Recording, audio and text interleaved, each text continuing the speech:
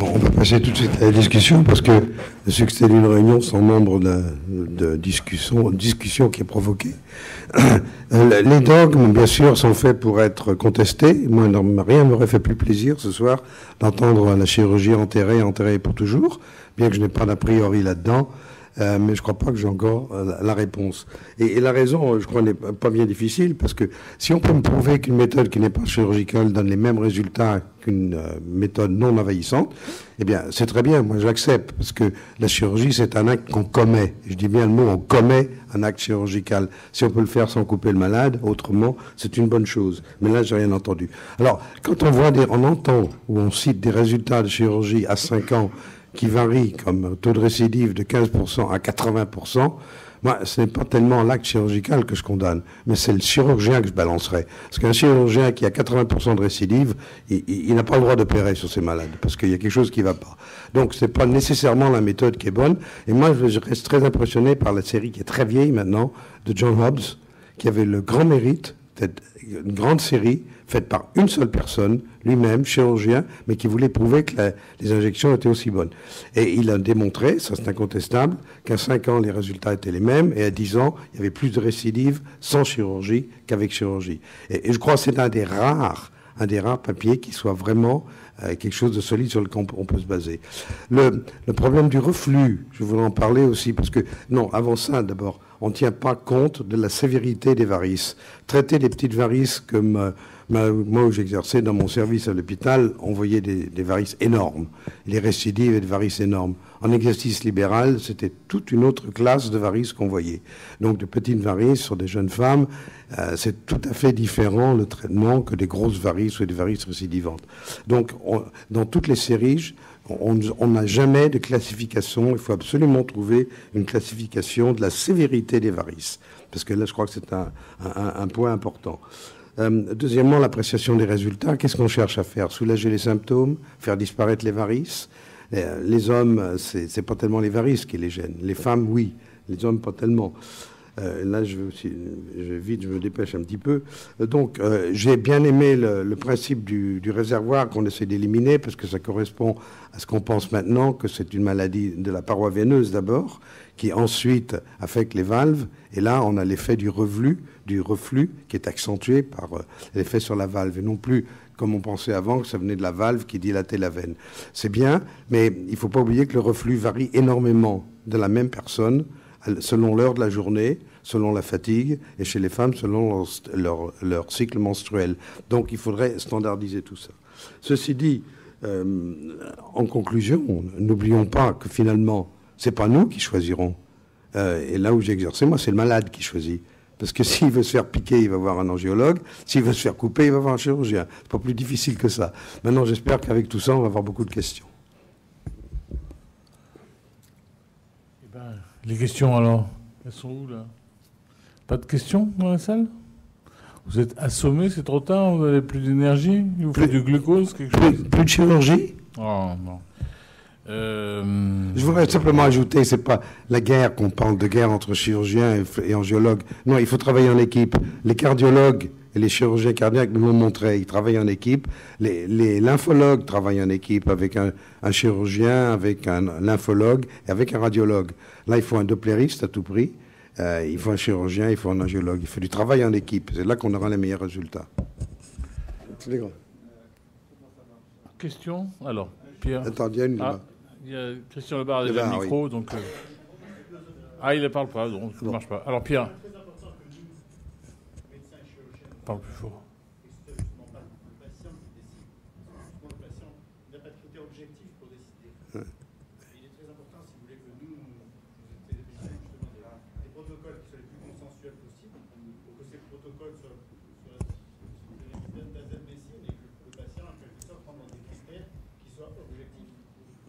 C'est pour ça qu'il faut du travail en équipe. Il faudrait qu'un chirurgien réponde à un chirurgien. Oui. Alors, je pense qu'il y aura de moins en moins de chirurgie, vraisemblablement, pour traiter les varices. Parce que les seules indications, actuellement, je pense que certains traitements de veineux sont aussi fiables et aussi efficaces que la chirurgie conventionnelle. Les résultats qu'on donne avec le Closure et avec le laser actuellement sont des résultats qui sont excellents. Et on a maintenant 10 ans de recul sur les closures, et à 10 ans, on a très peu de récidives. Donc, ça sera des techniques qui seront aussi efficaces que la chirurgie. Ça, c'est la première chose. Deuxième chose, je pense que quand on faisait, et j'ai connu ça à une certaine époque, de la chirurgie sans aucun échodoppler, sans marquage, on tâtonnait beaucoup. On avait quoi? On essayait de trouver la saphène au niveau de la malléole, on montait un stripper, on essayait de le récupérer là-haut. Là-haut, on faisait effectivement une crosectomie, on enlevait peut-être toutes les branches, mais chez les sujets qui étaient un petit peu obèses, on avait très peu de contrôle possible pour savoir si on faisait une bonne chirurgie. Et je pense que ces récidives venaient aussi de là, parce que les malades n'étaient pas assez documentés, parce qu'on n'avait pas les images pour le faire. Et je pense que maintenant, et c'est pour ça que je pense que les chirurgiens, les opérateurs doivent faire de l'échographie péropératoire, c'est qu'on a une vision interne. Je crois que maintenant... Christian, les réponses courtes pour des questions. Alors il y aura pas la de réponse, questions, hein. c'est la suivante. C'est que le chirurgien moderne maintenant sera comme le type qui fait de la plongée sous-marine par rapport au pêcheur. Paul. Moi, je ne suis pas du tout d'accord quand tu dis qu'il y aura de moins en moins de chirurgie. Si tu parles de stripping, je suis d'accord. Mais pour moi, la chirurgie ne se résume pas au stripping. Et je suis convaincu, à l'inverse, que si on arrive à faire de la chirurgie, en particulier des phléectomies, de façon mini-invasive, esthétique et efficace, il y a un grand avenir pour la chirurgie. Donc dire qu'il y aura de moins en moins de chirurgie pour le stripping, oui, mais je suis désolé, pour moi, la phléectomie reste de la chirurgie. Je voudrais faire une petite remarque qui est une question à mon camarade Eberhard Rabe, qui a rapporté les études à 2 ans, des études avec des résultats à 2 ans. Dans la mesure où ces études ont été, par choix personnel des investigateurs, limitées à un traitement initial sans reprise, ça ne se superpose pas du tout à la pratique réelle de la sclérothérapie à la mousse, où, vu la simplicité du geste, il est habituellement accepté, comme de bonne guerre, de faire une reprise si nécessaire en cas de récidive. Eberhard, des commentaires sur ce point?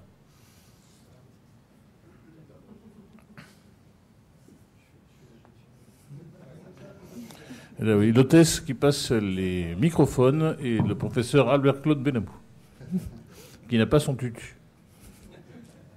Merci. Non, ouais.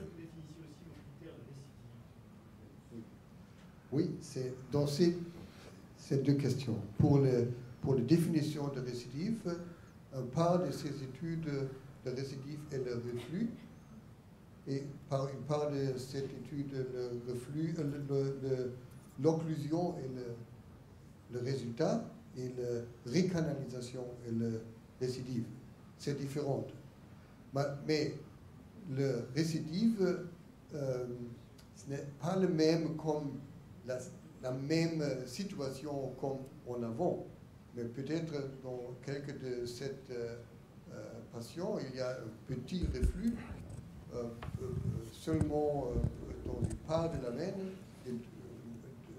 90% de la veine sont occlues. Ce n'est pas différencié dans ces études. Et l'autre chose, c'est aussi vrai, dans les études citées là, les numéros des injections et des traitements, c'était environ 1,3, 1,4 injections en session pour avoir le résultat d'occlusion dans 90%. C'est très effectif, très cost-effectif. Mais c'est aussi vrai qu'on doit stratifier les études par le volume de l'injection et aussi par le diamètre de la veine, parce que les résultats sont très, très différents. Et la même est aussi vrai pour le laser, par exemple. Il faut stratifier les études et les résultats par l'énergie, par le joule per centimètre et aussi par le diamètre de la veine. Parce que les simples résultats d'occlusion ou de récidive sont très différents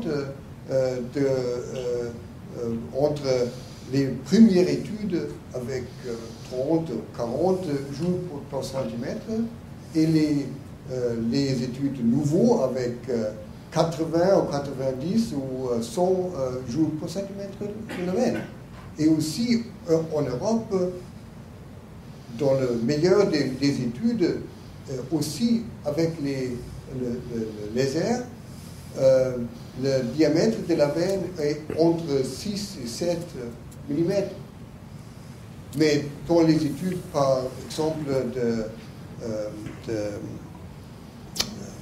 Riga, en Latvia, le diamètre est 1 cm. Et aussi l'énergie est plus haut. Et les résultats sont différents. Il faut stratifier les résultats.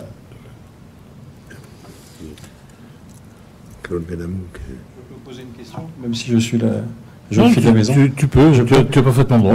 Je pense que dans l'opposition chirurgien égale bistouri et angiologue égale technique endoveineuse, je pense qu'en fait, dans les cursus actuels de formation des nouveaux chirurgiens vasculaires, il est évident que les techniques endovasculaires, d'exploration, etc., doivent faire partie intégrante de leur formation.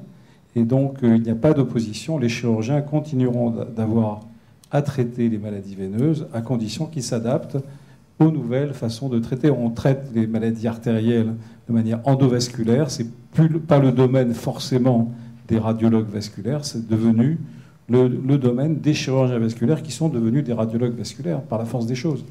Donc, à nous de nous adapter en tant que chirurgiens aux techniques qui sont les meilleures et pas à l'instrument qui est supposé être le seul du chirurgien, c'est-à-dire le bistouri. Donc c'est une fausse idée de la chirurgie.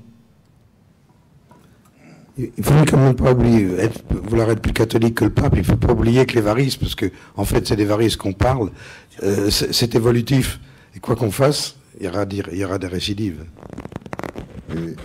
Je crois, j'ai compris ce qu'a dit M. Janté, et toi-même, je crois que la figure du phlébologue, c'est une figure qui est en partie chirurgien, en partie médecin, les vrais phlébologues. Et aussi parce que la chirurgie invasive vient à finir dans le temps, parce que nous aurons des techniques qui font l'endovasculaire. Et c'est le monde qui change. Alors le phlébologue doit être dans le même temps chirurgien et non chirurgien.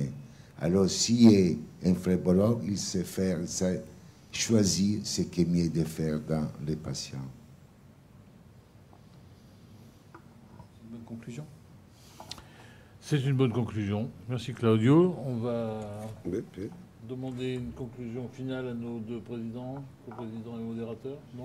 Non, je crois que tous les arguments ont été soulevés, la réponse reste toujours ouverte. Il y a quand même un rôle peut-être de prévention. L'homme paye le fait qu'il a voulu marcher sur deux jambes. On n'est plus quadripède, on est bipède. Mais on n'a pas adapté notre système en nombre de valves. Tant qu'on n'aura pas quelques valves supplémentaires au niveau des iliaques, on continuera à avoir des varices et continuera à avoir des phlébologues, des angiologues et des chirurgiens. Et on aura toujours mal au dos, des troubles digestifs, et mal aux pieds. Toute petite information avant pour ce soir. Je rappelle qu'on est tous invités ce soir au restaurant chez Françoise pour une soirée tango salsa à l'invitation des laboratoires Radiante. Ceux qui ne se sont pas encore inscrits, merci de vous inscrire pour qu'on puisse veiller à la bonne organisation et qu'il n'y en a pas qui restent sur le trottoir dans le froid. Excusez-moi, je repasse. Monsieur le Président, d'avoir interrompu cette conclusion pour cette information. Merci, bravo pour ceux qui sont restés jusque-là. Et à tout à l'heure.